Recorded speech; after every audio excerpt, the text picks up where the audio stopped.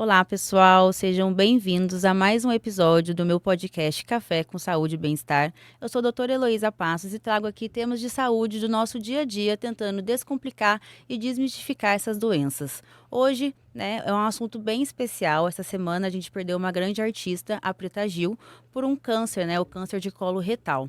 Então eu achei dois especialistas da área para a gente conseguir conversar sobre isso e tentar, de uma maneira simples, explicar essa doença, não focando, na artista Preta Gil, mas sim de uma forma geral, porque como todas as outras doenças, existe sinais, existe rastreamento, então muitas vezes pode passar desapercebida e acabar não pegando aí de uma forma precoce.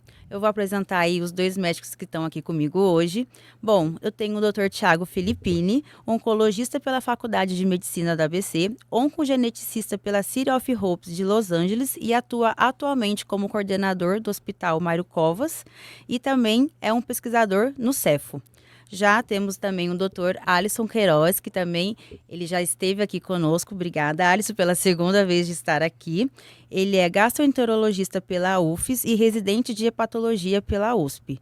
Bom, gente, obrigada aí de última hora virem aqui no meu pod. Eu sei que foi corrido, mas graças a Deus a gente conseguiu aí nos juntar, e falar desse tema tão relevante que está sendo, pauta essa semana por um motivo aí triste, mas que também é importante a gente colocar aí em questão para poder comunicar isso a toda a população brasileira.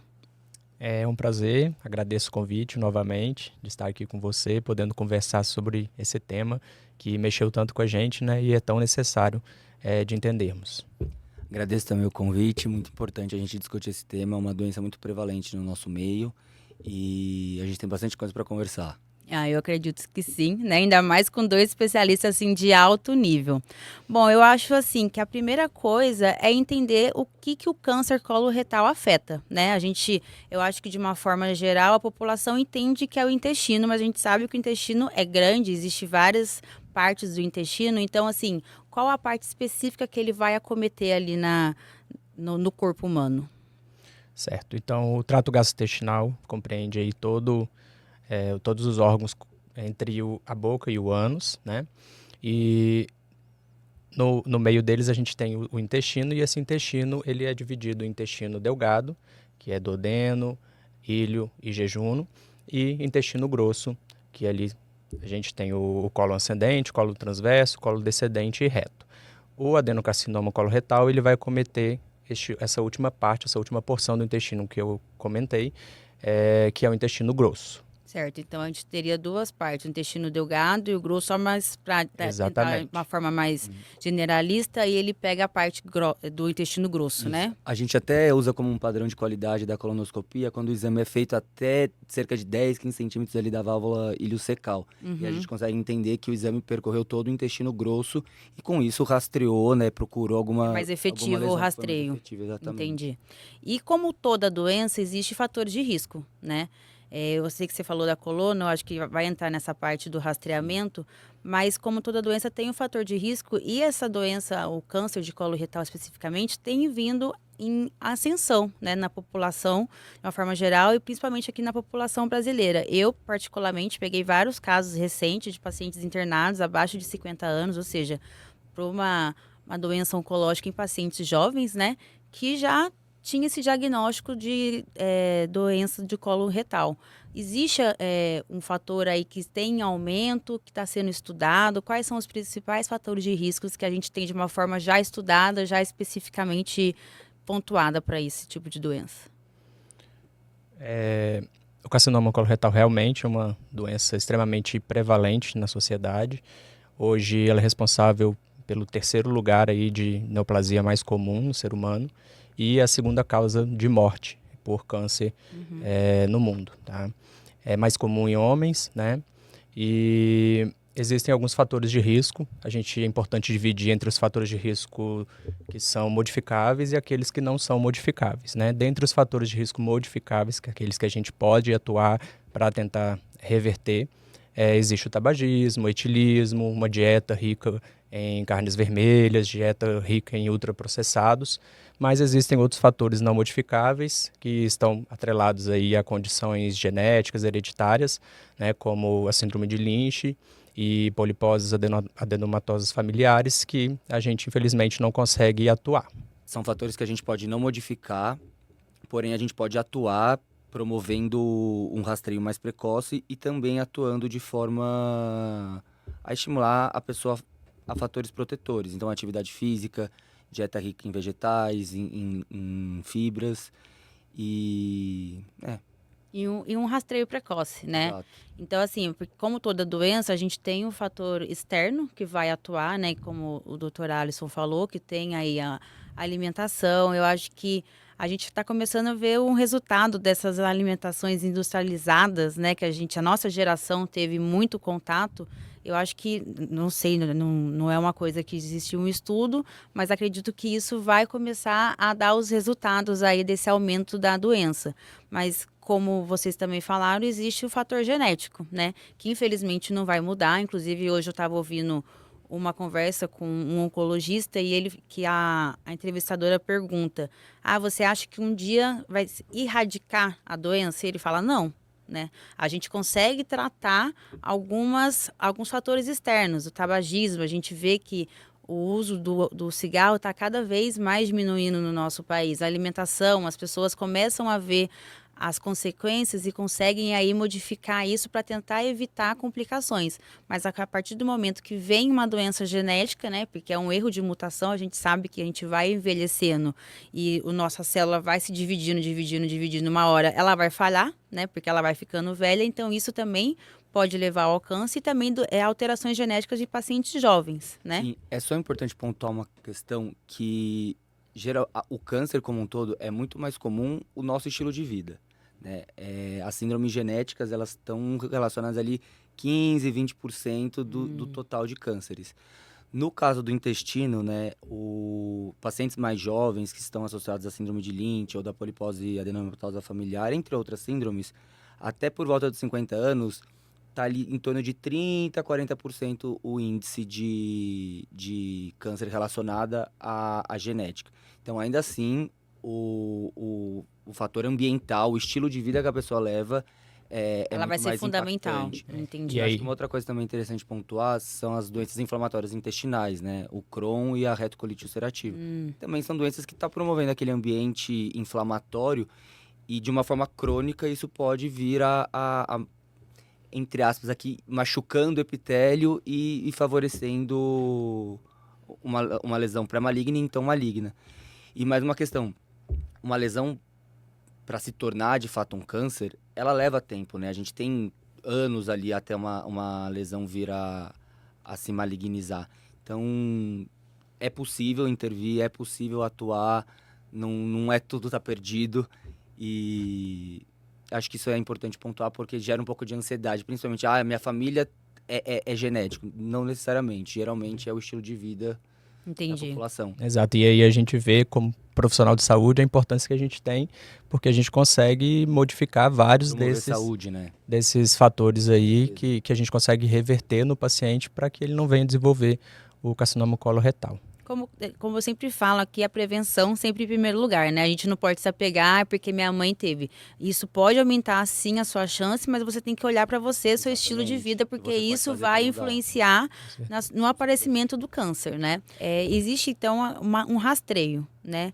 Que tem aí um consenso de uma idade específica, né, de uma forma geral. Vamos colocar só um pouquinho a genética de lado, vamos colocar aí, como a gente já falou que o fator externo é o mais prevalente aí em relação à parte da relação com a doença, então vamos focar no que tem mais, né?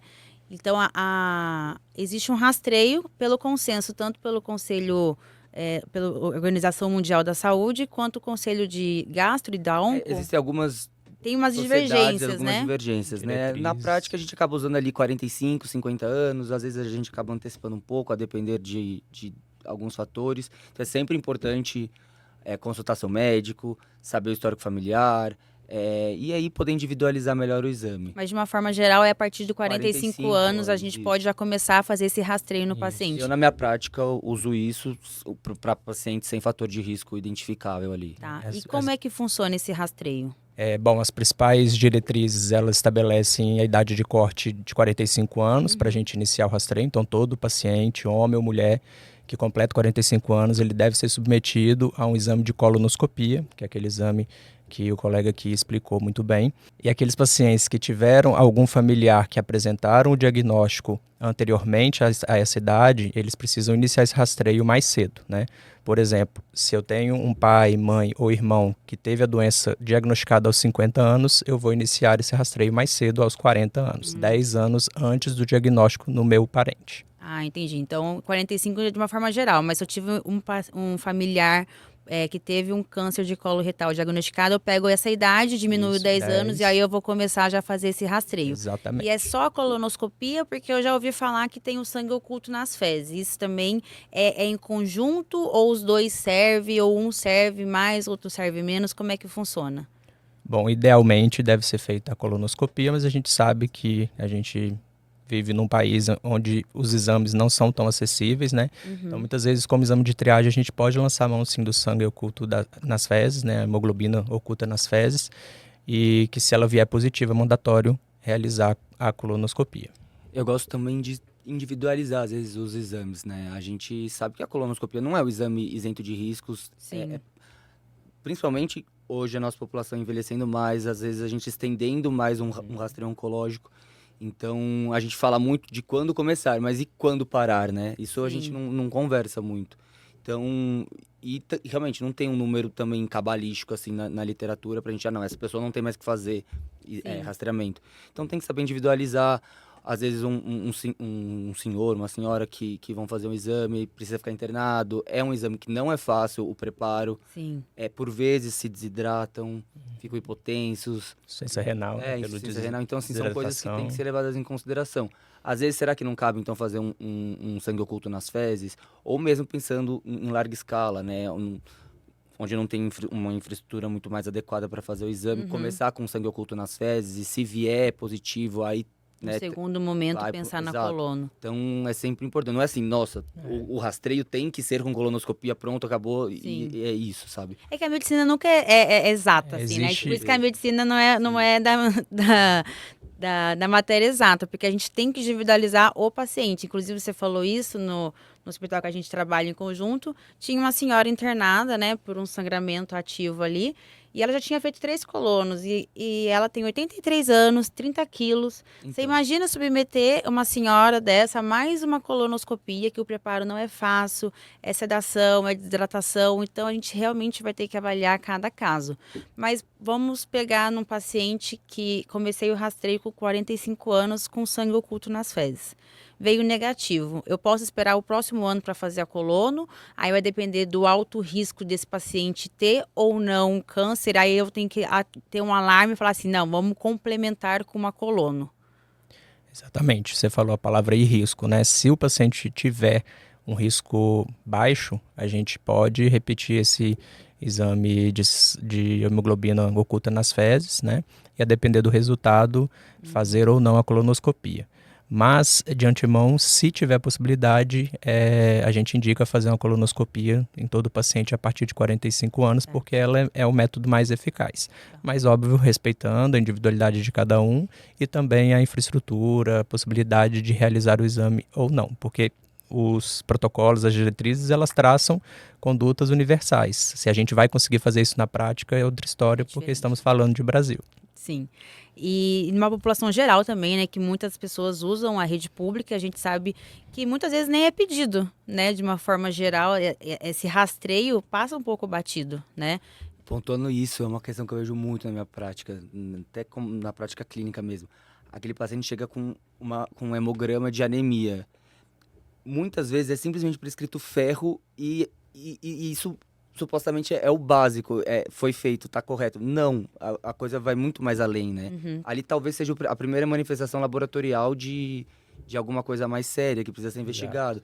Eu até ponto às vezes com os pacientes, talvez as poucas formas da gente perder sangue é pelo trato gastrointestinal e a mulher menstruando, né? Ou um acidente, um corte, alguma coisa. Porque a gente não tem por onde perder sangue à toa, né? Sangue à toa. Ninguém perde à toa, né? A não ser que seja alguma doença que esteja consumindo ali internamente, você não tá vendo, mas num hemograma básico ali, né? Uma anemia, Sim. isso tem que chamar atenção. Ainda mais uma anemia com a idade, com fator de risco. Então, exatamente. assim, não é Na só epidemiologia anemia. completa, Exatamente. claro. Você tem que olhar para o paciente como um todo. Então, o paciente ele vai num postinho de saúde fazer um exame de rotina, ela tem 50 anos e nunca fez uma coluna, você já tem que pensar. Com certeza. Vamos fazer uma coluna, a senhora nunca fez, né? Por mais que tenha as dificuldades aí da rede pública, pelo menos uma vez ela vai ter que fazer, né?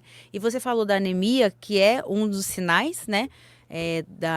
Da doença, vamos falar um pouco dos sinais e sintomas. É lógico que isso vai diferenciar um pouco aonde vai estar o câncer, o tamanho, né? Eu acho que a lesão começa com pólipos, né? São pequenas lesãozinhas no intestino que isso pode progredir e de uma forma precoce, se a gente olhar ali dentro da coluna, a gente consegue tirar esse pólipo, vou falar dessa forma, né? Tirar esse pólipo e mandar para a biópsia. E aí tem os sinais. E os sinais são o quê? São exames, né? Alguma alteração que não é um sintoma de fato e o sintoma que o paciente tem. Então, quais são os sinais e sintomas mais precoces e como é que vai progredindo? Assim, o que a gente tem que ficar de alerta sempre? Como você já introduziu aí, né, Luísa? Vai depender muito do estágio em que encontra-se esse tumor. Lembrando que a via mais comum, mais clássica, é realmente a de adenoma-carcinoma. Então, geralmente o paciente vai apresentar um pólipo adenomatoso, que é um pólipo benigno, que se não for retirado, não for rastreado, né, ele pode se tornar maligno ao longo do tempo, né? Mas na fase de adenoma ou nos carcinomas precoces, muitas vezes a gente não vai ter sintoma nenhum, uma doença bastante silenciosa, infelizmente, né? E quando o câncer progride, dependendo da localização, do tamanho, ele vai causar alguns sintomas. Se ele estiver do lado direito, geralmente vai causar sintomas de obstrução, né, intestinal, e do lado esquerdo é mais comum os sintomas de sangramento nas fezes, né? A gente pode ter também o afilamento das fezes, que as fezes infita, né? Até vi uma entrevista da Preta Gil, ela referindo que ela observou essas fezes infitas, ela observou alteração do padrão intestinal, que é uma importante alteração. Muitas vezes o paciente só chega com isso no consultório, né? Fica mais constipado, né? E existem sintomas gerais, né? Como anemia, também a perda de peso, né? Que é substancial nesses pacientes, independente da localização. Uma questão até de clínica, né, de como o paciente vai se apresentar, para nós oncologistas, a depender do estadiamento clínico do tumor, se o paciente abrir o quadro com o abdômen agudo, né, obstrutivo, quando parou de evacuar, foi uma cirurgia de urgência, isso inclusive é um fator de risco para a gente, por vezes, intensificar o tratamento do paciente, né, com quimioterapia depois. Então, simplesmente isso, né? O fato do paciente estar aberto o quadro com esse abdômen agudo obstrutivo, aquele paciente que corre o pronto-socorro, aí, nossa, dali já vai pra cirurgia, tudo meio que às pressas. É como se ele abrisse um quadro mais avançado. É mais agressivo. Isso é um fator de risco pra doença voltar num futuro. Entendi. Então, por mais que ele opere ali, na hora, tire tudo, isso, a depender do estadiamento, tá? Isso pode mudar. Estadiamentos mais avançados, independentemente da obstrução ou não, vai ser um tratamento. Mas quadros ali um pouco mais iniciais, se ele tiver essa situação, a gente vai intensificar já o tratamento. Então, acho que é muito importante. É bem amplo, né? Os sinais e sintomas. E por ser um órgão grande, a lateralidade importa, né? Então, realmente, como a gente conversou aqui, o lado esquerdo tende a obstruir mais, o lado direito tende a sangrar mais.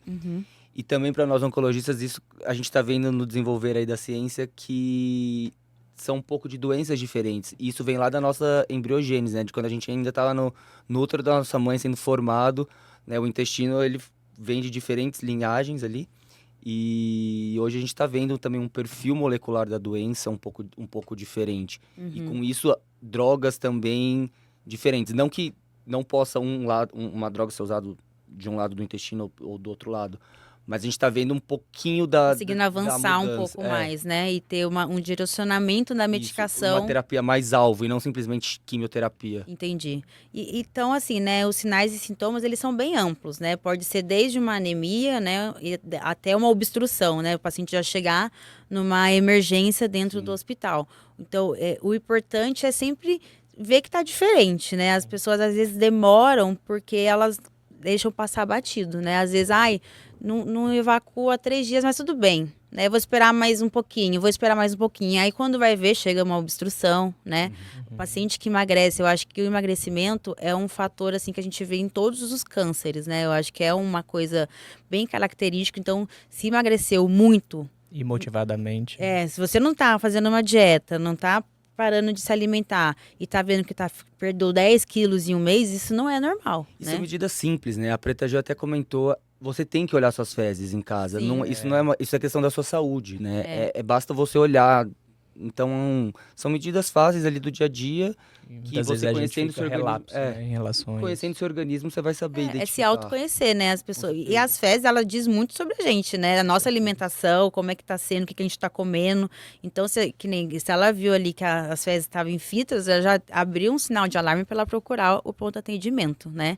E falando em tratamento, eu acredito que vai ser um pouquinho mais específico, mas acho que fica muito na dúvida agora que teve o caso, né, de uma artista que ela teve o diagnóstico, fez o tratamento, teve uma cura, né? E aí depois ela recidivou a doença. Então, como é que funciona a evolução da doença do câncer, assim, né? O paciente, ele vai ter o câncer, eu sei que o tratamento vai ser um pouco diferenciado, mas de uma forma geral, como é que foi esse tratamento? Como é que a gente pode abordar o paciente dessa forma? Então, nos tratamentos oncológicos, a gente tem que sempre pensar o antes e o depois da cirurgia ou de uma radioterapia. Eu costumo até brincar que o oncologista trata o câncer, mas é o que menos está ali tratando de fato a cura do câncer. A gente geralmente prepara o paciente para uma cirurgia e aí a cirurgia tira o câncer e aí depois a gente avalia algum tratamento complementar, ou a gente faz quimioterapia junto com a radioterapia vai tratar aquele paciente. Então, assim, a gente só está ali ajustando o tratamento para o melhor para o paciente. Então, no caso do intestino, a gente não tem dados para fazer tratamento com infusional, né, de quimioterapia antes de uma eventual cirurgia. Então, é o paciente que faz a colônia, identificou uma lesão, veio na biópsia um câncer, está indicada a cirurgia. Depois da cirurgia ali, aí é avaliado na peça cirúrgica, do que foi retirado do intestino, fatores de risco. E isso cabe ao oncologista, né, na expertise do oncologista, indicar um tratamento complementar depois, baseado em fatores de risco. Então, por exemplo, esse paciente que internou com uma obstrução, se não tiver nenhum linfonodo mais à distância, está só ali localizada, esse paciente vai fazer um tipo de quimioterapia. E aí são esses critérios que a gente olha na peça cirúrgica. Se tem aquele gânglio que popularmente a gente fala íngua, como se fosse uma íngua já cometida, então o câncer já está começando a se infiltrar, a avançar até a via final, né? Eu faço uma analogia que o objetivo final do câncer para ele vencer é ele conseguir se implantar em outro lugar, é ele de fato fazer essa metástase. E no caso da Preta Gil, acho que ela começou, né, o tratamento, fez a cirurgia e aí... Deu uma cura, né? Ela ficou um ano praticamente, Ela eu ficou acho. em acompanhamento, em segmento oncológico, e essa doença recidivou, voltou. E aí, quando a doença voltar, a gente vai avaliar situações. E em estadiamentos mais avançados, até mesmo quando a gente vê o tumor já em outros órgãos, então vamos falar mais especificamente do que a gente está falando aqui do câncer do intestino, uma metástase que vai parar no fígado, um único nódulo, às vezes 2 nódulos, a gente pode tentar ainda promover novamente uma cura para o paciente. Então hoje a gente tem esse tipo de manejo. Então, ainda que uma doença tenha voltado, a gente ainda pode tentar curar o paciente. Aí, claro, tem situações bem dramáticas de doença mais avançada, de implantes, a gente chama de peritônio, né, o termo técnico. Mas é uma pele dentro ali da barriga, voltada para os órgãos aqui da barriga. Se também começa a implantar muitas células ali, aí já fica um cenário um pouco mais difícil da gente tratar. Ou se tem muita lesão no pulmão, muita lesão no fígado, isso torna o prognóstico um pouco mais delicado. E qual que é a taxa de recidiva nesse câncer? Existe um estudo para falar, olha, existe uma probabilidade de recidiva de porcentagem ou não? É muito aleatório? Então, vai depender muito da biologia tumoral, das condições do paciente. Então, como a gente conversou, os fatores de proteção. depois que ele teve o câncer, aqueles fatores de proteção também podem ajudar ele a não ter recidiva da doença ou não ter entendi. novos tumores primários. Os fatores de risco, É. aquela mudança de estilo de vida Exato, também vai exato. atuar na Então, acho que recidiva dele. Exatamente, eu acho que é um contexto muito maior, né? Conjunto Claro, de a coisas, depender né? do diagnóstico inicial do paciente, Uhum. a chance, simplesmente isso dá uma chance maior ou menor da doença voltar. Mas é exatamente isso, um conjunto de coisas que podem favorecer o retorno da doença ou não. E aí entra também o papel do oncologista de fazer o tratamento adjuvante, né? Adjuvante à cirurgia, depois da cirurgia. Que é o que a gente acaba pegando muito na prática. E estadiamentos muito iniciais ali, que o tumor ainda não está se infiltrando. Às vezes basta uma cirurgia, né? O paciente não precisa nem fazer quimioterapia. Uhum. Então, mais um motivo do rastreio precoce. É, porque é um câncer, né? Por mais que, como qualquer outro câncer, tem um alto risco aí, né? De toda a evolução, mas é um câncer também altamente tratável, Sim, né? sim, Porque a gente tem um rastreio precoce, então a gente consegue captar ele de uma forma simples, mais inicialmente. Então, como você falou, é a cirurgia. Então, se lá tá lá o câncer, eu vejo aquela parte do intestino, eu vou lá, tiro, né? Vou ver se acometeu, se não acometeu nenhum outro órgão, já consigo ter só um acompanhamento, né? Então, por isso que sempre a gente chega na parte da prevenção, né? No nosso meio médico, né? Não é só tratar a doença, é prevenir a doença, né? E pensar também que o intestino é um tubo, né? Então, aquela região ali nasceu o tumor, a gente tirou. Mas o resto da pele ali do intestino, né? Do epitélio, o termo técnico, continua ali, está exposto a possíveis fatores Mutações ali, né? A exposição Muitas novamente. vezes esse paciente que tem o fator de risco, se ele não for modificável, ele vai ter mais risco de recidivar no próprio intestino ou à distância. É importante o que ele falou ali, porque o carcinoma coloretal é um dos únicos cânceres, me corrija se estiver errado, que a gente consegue fazer o tratamento com o objetivo de cura quando se tem metástases à Sim, distância, sim. né? Então, como ele disse, se tiver um nódulo no fígado, um nódulo às vezes no pulmão, dependendo da localização desse nódulo, a gente consegue tratar a metástase e fazer o câncer entrar em remissão mesmo com a metástase à distância. Inclusive, Mas a gente dependendo do local também a É, gente não tem muito o que fazer. existe um conjunto de fatores ali. Às vezes, até mesmo o paciente que abre o quadro já metastático, né? Já tem uma lesão ali no fígado, a gente ainda consegue trabalhar para trazer ele para um cenário onde ele possa ser curado. E até uma coisa interessante que eu vi em uma das entrevistas da Preta foi a questão de que ela não foi diagnosticada através de uma colonoscopia. Não sei se vocês chegaram a ver Não. isso. Não. Quando ela passou mal e tudo mais e foi para um hospital, inclusive no primeiro atendimento acho que deram até um diagnóstico errado, né? E ela retornou depois com outros sintomas e fez uma tomografia de abdômen. Foi na tomografia que já foi visto o tumor. Então, provavelmente era um tumor que já estava maior. Ela até refere que tinha 6 centímetros, já era visto a um exame de imagem do abdômen. Que muitas vezes a gente só diagnostica com a coluna, né? E no caso dela já parecia estar num estágio um pouco mais avançado em termos de tamanho. Entendi. Então ela já foi diagnosticada um pouquinho mais avançada, né? Isso aí Provavelmente. pode também ter influenciado no tratamento e na evolução da doença dela de uma forma geral. E agora a medicina, ela tá avançando pra caramba, né? A gente vê aí, principalmente da parte da oncologia, acho que todas as áreas, mas na parte do câncer a gente vê que tem muito estudo, né? Porque eu acho que o maior medo do ser humano, né, é uma doença que é muito triste, né? É uma doença que a gente tenta de todas as formas prevenir, uma doença que a gente tenta curar, né? E é uma doença que a evolução muitas vezes não é favorável. Então, como é que está sendo assim essa atualização, né? A gente sabe de uma forma leiga que existe a quimio e a radioterapia, mas no caso, né, eu vou voltar na Preta Gil, por mais que o foco não seja ela, mas como a gente está usando, né, ela, porque ela foi aí uma referência para muitas pessoas e as pessoas também querem saber o que aconteceu de fato. Ela chegou a sair do Brasil, né, dizendo que aqui já não tinha mais tratamento para ela. E ela foi para Nova York, né, em busca de um tratamento.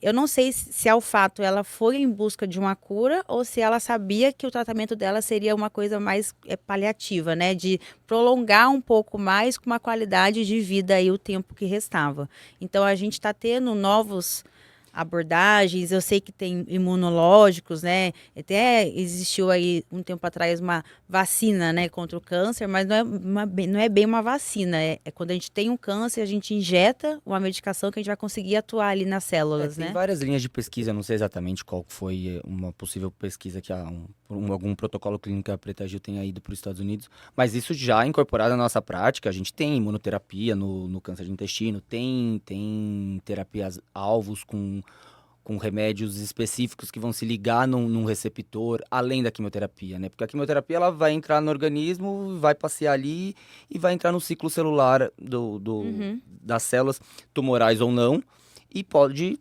fazer o que tiver que ser feito ali da interação dela com o nosso DNA.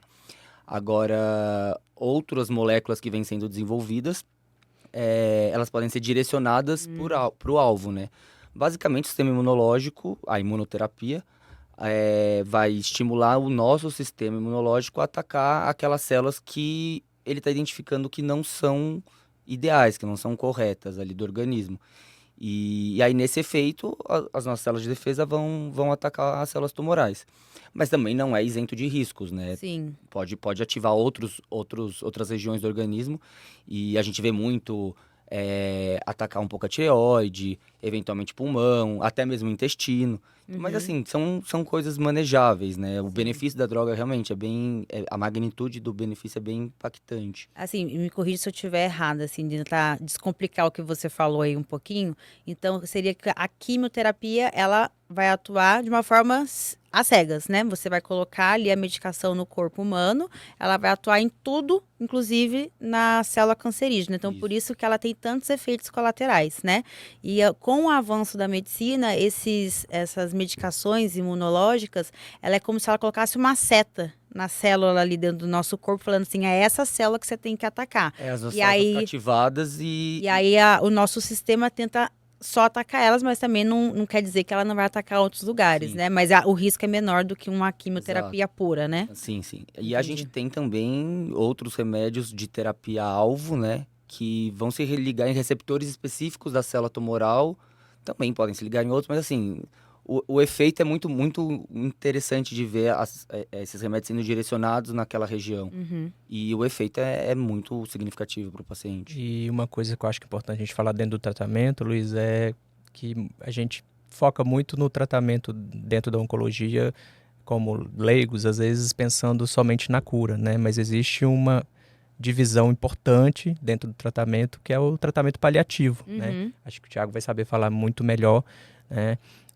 Então, a gente não tem que só pensar com a cabeça voltada para a cura, né? O tratamento paliativo é, sim, uma parte do tratamento. Obviamente, ele não vai objetivar a cura, mas ele vai aumentar a expectativa de vida, ele vai otimizar a qualidade de vida e precisa, sim, ser discutido e trazido aqui nesse momento. Isso é muito interessante, Alisson. A gente vê, às vezes, a paciente, né, tendo um diagnóstico e isso não é o fim dos tempos, né? Eu sempre falo, o paciente não é um câncer, ele é um ser humano que tem uma doença oncológica. Mas ele tem desejos, tem vontade, tem vida, tem família. Então, tem todo uma situação acontecendo para além do diagnóstico oncológico. Então, trazer os cuidados paliativos é muito importante para trazer qualidade de vida mesmo. Eu ia tocar nesse assunto de cuidados paliativos, porque eu acho que essa doença especificamente é muito importante a gente falar de cuidados paliativos e introduzir um pouco mais. Eu acho que a população ainda não tem muito conhecimento, né? Não é questão de não querer ser paliativo, mas às vezes elas realmente não têm conhecimento do que é cuidados paliativos. Muitas pessoas relacionam cuidados paliativos com o fim, né? Entrou em cuidados paliativos, ela vai falecer em pouco tempo. Isso pode acontecer? Pode acontecer. Mas, às vezes, a gente tem que realmente focar no ser humano, né? Porque a gente fica habituado na cura e o sofrimento é maior, às vezes, né? Porque a gente esquece que a pessoa não vai ter, não tem ali mais um tratamento eficaz da cura, mas a gente pode prolongar a vida. Então, a gente tem realmente que abordar e como a população está envelhecendo, cada vez mais a gente vai ter um tratamento mais paliativo do que realmente curativo, né?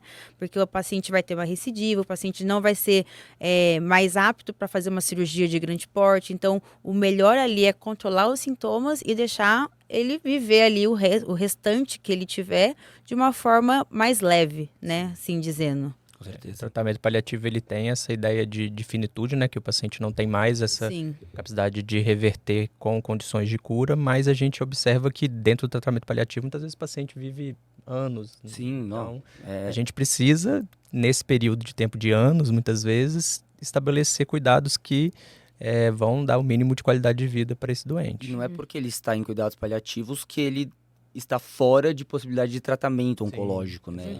Isso é esse termo de cuidados paliativos vem se enraizando muito na sociedade, que ainda eu fico um pouco receoso para onde isso vai, sabe? Porque o leigo pode pegar isso e falar, não, é paliativo, Não vai fazer não mais vou nada. fazer mais nada. Uhum. E não é isso, né? Exatamente. Existe vários tipos de abordagem, né? De cuidar. Aqui nenhum de nós três é paliativista, mas existe um leque, né? Dentro do cuidados paliativos que ele vai olhar, como sempre, olhar para o paciente, que é o nosso objetivo é olhar, né? Eu vou olhar para o Alisson, vou ver o que ele aguenta, né? Qual que é o que ele deseja, né? Porque às vezes a gente acha que a gente que tem que decidir, mas quem tem que decidir é o próprio paciente, Sim. né? E eu até às vezes pontuo de cirurgia, né? Na cabeça das pessoas podem passar, mas cirurgia é para tirar o tumor. Esse é o maior objetivo. Aham. Mas às vezes você não vai conseguir tirar tudo. Existem cirurgias paliativas, né? Sim. Então, você vai tirar ali aquela região que está obstruída, vai, né, ajudar a reduzir um quadro de dor, de uma metástase que esteja comprimindo uma lesão, um nervo, causando mais dor.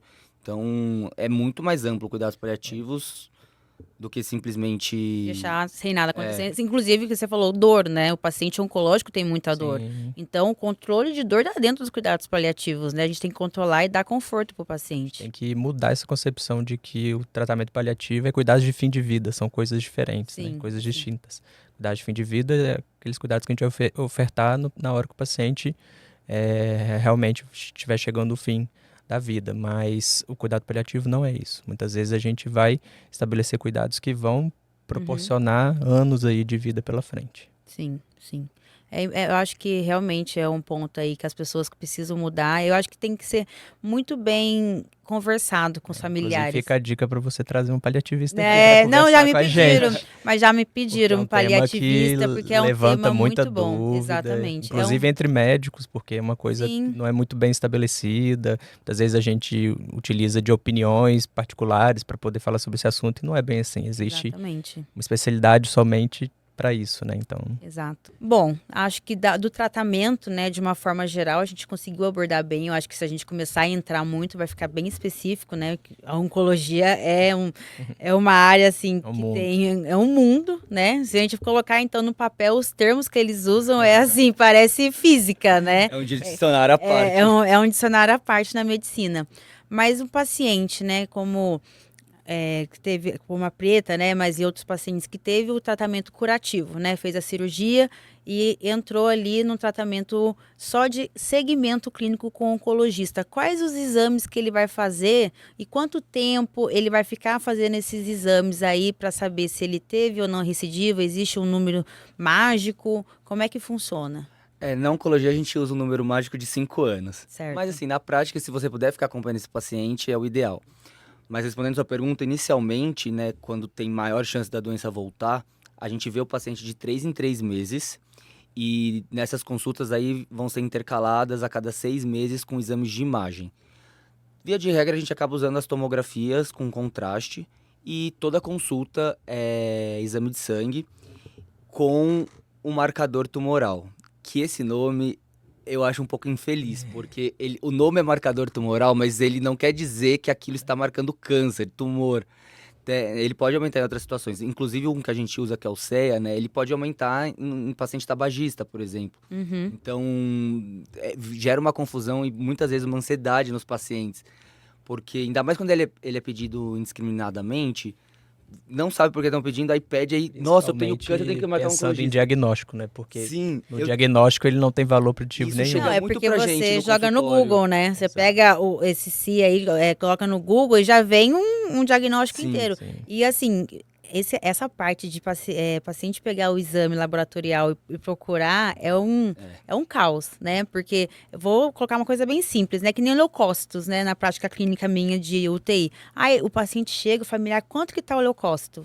Quanto que tá o PCR? Assim, tudo bem que isso vai influenciar, às vezes, um pouco no tratamento, mas não é só isso. Então, realmente, às vezes o nome já deixa o Você paciente já deve ter aflito. pegado alguns pacientes que chegaram com doutor, tô com CA alto, tô com câncer. Direto. Criança, menina jovem, às vezes, com outro tipo de marcador para Uhum. ovário. Então, assim, gera uma ansiedade.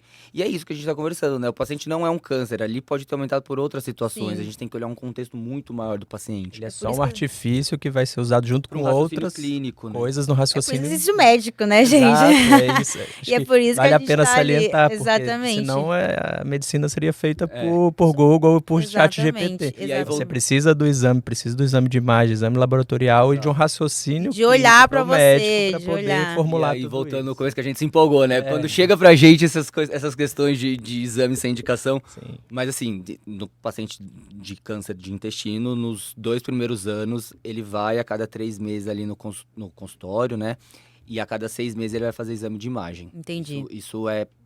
E o número mágico, meio assim, prático. não vamos generalizar, Depois mas a é gente vai 5 anos, espaçando- né? depois a gente vai espaçando as consultas por 6 meses e tal, até 5 anos esse número que a gente usa, mas. Mas pode claro, ser mais, no mínimo é 5 anos, mas É. pode ser mais tempo aí acompanhamento, vai depender do fator de risco, de como foi essa doença, que nem você falou, é um câncer que já chegou de uma forma obstrutiva. Então, às vezes, você pode até fazer um acompanhamento sabendo que já foi mais agressivo inicialmente. Sim.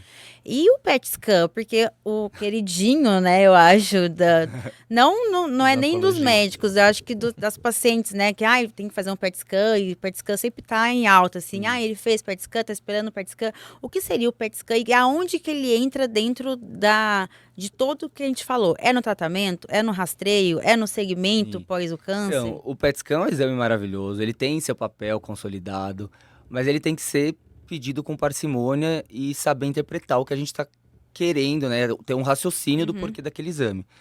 Nada mais é do que uma tomografia com outro tipo de contraste, não aquele contraste popularmente iodado, né? Aquele com iodo, que pergunta, se tem alergia a iodo? Uhum. É um tipo de contraste que tem um açúcar ligado nele.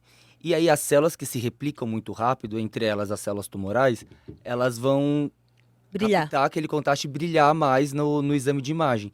Então, tem seu papel, a gente usa muito já bem estabelecido o PET no câncer de intestino, mas esse exame não é o determinante da vida, né? Tanto é que tem serviços que não têm acesso ao PET scan. A gente usa a tomografia muito bem, sem grandes problemas. Na pesquisa clínica, a gente, pelo menos eu desconheço algum estudo de câncer de intestino que o acompanhamento, a avaliação é feito com PET scan, não, sempre a tomografia. Então, Ele é mais um dos artifícios, né, que a gente tem aí eu gosto muito dele quando a gente tem dúvida. Será que é isso que está aparecendo na tomografia, ou já uma lesão que nasceu um pouco mais agressiva e tal, será que não cabe pedir um PET para ver se não tem uma doença à distância e tal? Porque você se sente mais seguro, realmente. Entendi. E indo um pouquinho mais além também, a gente tá falando do intestino, o reto ali. No reto, a gente também costuma usar ressonância para estadiar. Aí eu acho que ela também tem seu papel para avaliar mais a região ali, finalzinha do intestino. Pra ver aonde que tá o câncer, se ele tá infiltrando Sim, um pouco sim. mais ou não. Mas tá. via de regra, acompanhamento, depois do tratamento ali feito, entendido o cenário da doença, o estadiamento da doença é tomografia. Tá. E só para uma dúvida que eu tenho também, que é Claro. mais da parte da oncologia, o PET então seria mais direcionado para pesquisa de metástase à distância? Isso, com certeza. Porque a gente vai conseguir ver de uma forma mais fácil, né, a dimensão da doença, se já tem um nódulozinho. Às vezes tem um resquício de um nódulozinho de, sei lá, de uma infecção que teve, calcificou Sim, no pulmão. Será que aquilo tá captando? Aí você faz uma tomo, você fica meio sem saber. Aí talvez não precise colocar o paciente para fazer uma biópsia daquele nódulo pulmonar. Às vezes um PET scan pode te esclarecer. Então, assim, tem seu papel, né? Ainda mais num estadiamento inicial, quando você está tentando entender a dimensão da doença. Mas para um segmento oncológico. Não tem um porquê. Então, o PET scan aí vai ser quando eu tenho o diagnóstico, né, e vou tentar procurar Entender a dimensão da entender a doença. dimensão da doença. Sim. Mas vou retornando aí um pouco no rastreio, eu não tenho um diagnóstico ainda do câncer. A gente falou do sangue oculto nas fezes e da colonoscopia. Eu acho importante a gente focar um pouco mais de novo no rastreio, porque é a prevenção, né? Eu acho que o nosso foco aqui, é lógico que é explicar se existe tratamento, quais são os tipos de tratamento, mas também focar aí que a gente precisa fazer esse rastreio no paciente acima de 45 anos ou nos pacientes que têm indicação de começar mais precocemente aí se tiver uma história familiar. Como é que funciona esses exames? É anualmente? É a cada 6 meses? Eu sei que não vai ter um número mágico para terminar, tá? Eu não gosto de números mágicos. Não tem número mágico para parar o rastreio, mas ele vai fazer anualmente se não tiver nenhum tipo de lesão? Bom, então o que as diretrizes falam? Que o exame deve começar a ser feito aos 45 anos, com aquelas particularidades de pacientes com parente diagnosticado. E se o exame vier normal, o primeiro exame vier normal, você está autorizado a repetir essa colonoscopia somente depois de 10 anos. Então pode ficar um intervalo aí de 10 anos. Tá. Caso apareça pólipos, a gente vai ver o tamanho desse pólipo, a quantidade de pólipos que tem e a característica desse pólipo. Se ele é um adenoma tubular, a displasia se é de leve ou de alto grau, se é um adenoma serrilhado, né? Então, a depender da característica desses nódulos e do tamanho e da quantidade identificado no exame, a gente vai pedir uma nova colonoscopia entre 3 e 5 anos, a depender desses achados. Ah, entendi. Então é realmente um tempo até espaçoso, né? Porque Sim. alguns outros tipos de prevenção é anualmente, né? É um tempo menor. Já aqui, se eu não tiver nenhum tipo de lesão aos 45 anos, eu vou repetir com 55 anos, né? E aí, com 55 anos, a cada hora vai ser uma mudança diferente, né? E até falando um pouco sobre a discrepância, às vezes, do período dos exames, a gente pode ir, desses exames você vai repetir depois de 5 anos, como você pode ir para doenças que você tem que fazer uma colectomia profilática, às vezes, claro, casos extremamente dramáticos, não é o que a gente vê na prática clínica. São casos muito específicos, vão estar acompanhando já desde pequenininho, vai ter uma história familiar extremamente rica.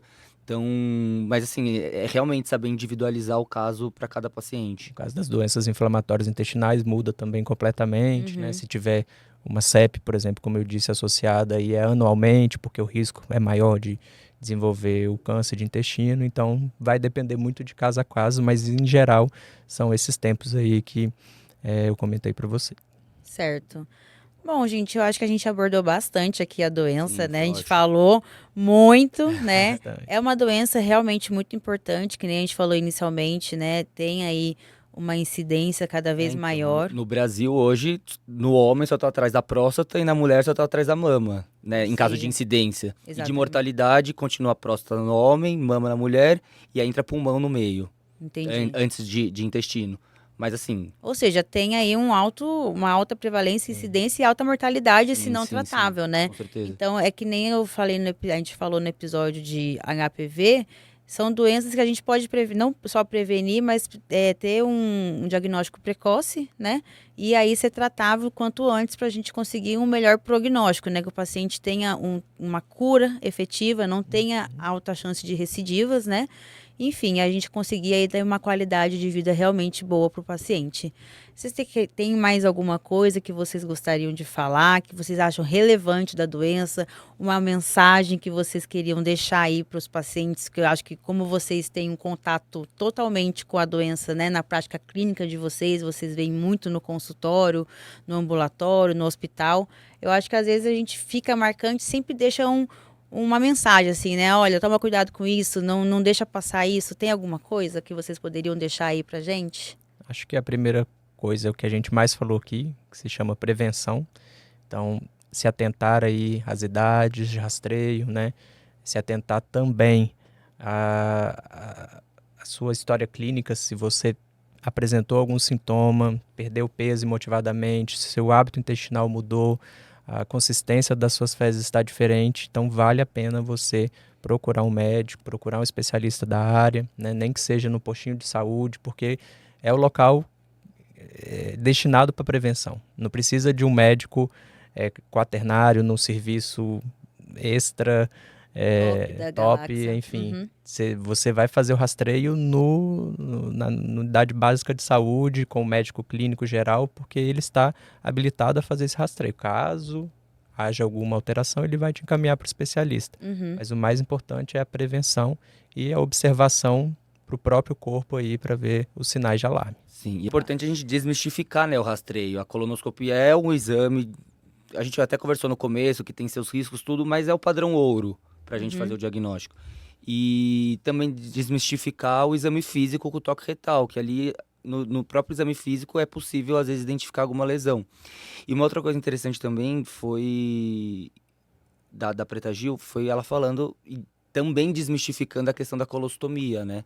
Então, tem pacientes que precisam viver, aquilo ali é a saída do tratamento, e ela mostrou que ela teve uma vida, Sim. né, Após tem os isso, cuidados né? e tal, Lógico. mas ela continuou vivendo a vida. E é o que eu já falei aqui, ela era uma pessoa com câncer, ela não era um câncer, ela continuou vivendo com algumas limitações inerentes da doença, mas ela continuou vivendo a vida sempre que pôde. E achei isso. Eu acho que é bom que você tocou nesse assunto da colostomia, né?